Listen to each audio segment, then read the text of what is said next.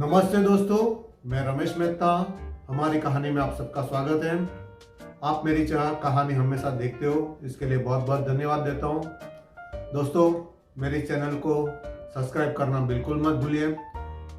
आज उज्जैन का दूसरा भाग में सारी बातें बताऊंगा जो उज्जैन यानी उत्कर्ष के साथ जीत।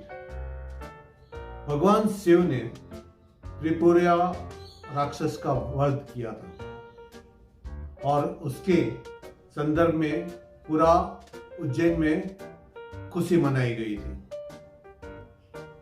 उस खुशी मनाने के पीछे शिव भगवान ने वहां शिवलिंग स्थापित किया था।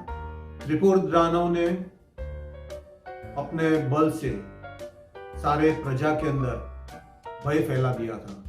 बहुत परेशान हो गई थी। सारे देवगण ने शिव भगवान को प्रार्थना की। शिव भगवान ने तप करके रक्तदंती का चंडिका देवी का आह्वान करके माता चंडिका ने महापाशुपत्र शिव जी को दिया। उससे त्रिपुरा राक्षस का वध किया गया। पहली शताब्दी में राजा गर्दभिल ने यहाँ शासन था। सांपों ने उसे हरा लिया। दूसरी शताब्दी तीसरी शताब्दी में विक्रमादित्य का शासन रहा, सुराज्य शासन रहा। उस शासन में प्रजा ने सुख शांति और समृद्धि पैदा की। राजा विक्रमादित्य के 9 रत्न थे। उसमें पहले आता है कालिदास, फिर दूसरे आते धन्वंतरी। धन्वंतरी थे वो आयुर्वेद के वैद्य थे। वराहमिहिर थे वो ज्योतिष का ज्ञान रखते थे। शक्कर्ण जो जैन साधु थे। फिर थे बेताल भट्ट, वो भूत प्रेत और मंत्र विद्या में बहुत प्रवीण थे। शंकु थे वो ज्योतिष विद्या में प्रवीण थे। अमर सिंह ने अमरकोश ग्रंथ लिखा। शंकु रसायन शास्त्र और मंत्रवादिनी थे। और एक थे खटकर पारक। इसके अलावा 32 पुतलियों की वार्ता भी बहुत विक्रमादित्य के समय से फेमस है। उज्जैन में विक्रमादित्य का एक बगीचा है, गार्डन है, जिसमें ये 32 पुतलियों की वार्ता पूरी लिखी हुई है। राजा विक्रमादित्य का पूरा सिंहासन और उसके ऊपर राजा विक्रमादित्य बैठे हुए हैं। सारे 9 रत्न चारों ओर वहां सुशोभित है। और वो पूरा आप गार्डन देखोगे तो आपको बहुत कुछ ज्ञान मिलेगा।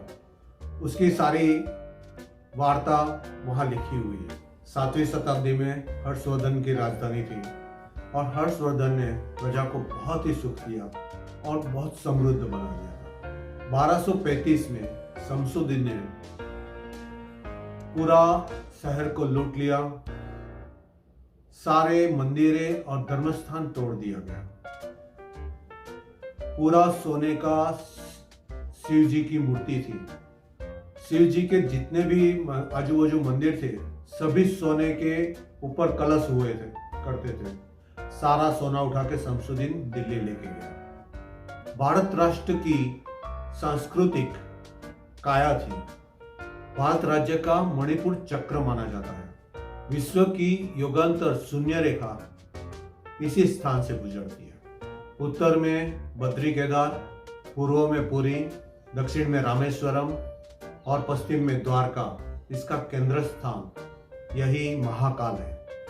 ऋषि, देव, यक्षगण, किन्नर सभी का ये तपस्या का स्थान यही है। 1235 में शमसुद्दीन ने लूटने के बाद 1401 से लेके 1551 तक दिल्ली का शासन रहा।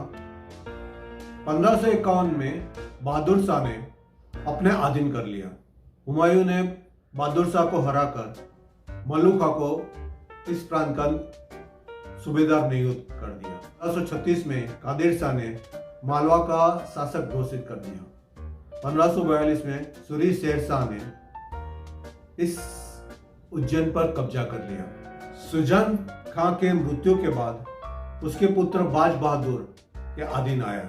1562 में अकबर ने बाज बहादुर को हराकर अपने अधीन कर लिया और उज्जैन को मालवा की राजधानी बना दी। 1658 में औरंगजेब और उसके भाई मुराद ने राजकुमार दारा को और जसवंत सिंह को हरा दिया और उज्जैन पर अपना शासन कर दिया। 1733 में मोहम्मद शाह ने जयपुर के राजा जयसिंह को उज्जैन का सूबा नियुक्त कर दिया गया और उसके बाद उज्जैन की उन्नति होने शुरू हो गई। 1733 में सिंधिया के पास आया, उसने सारे मंदिरों का पुनर्निर्माण करके उज्जैन को एक फिर से अच्छी नगरी बना दी।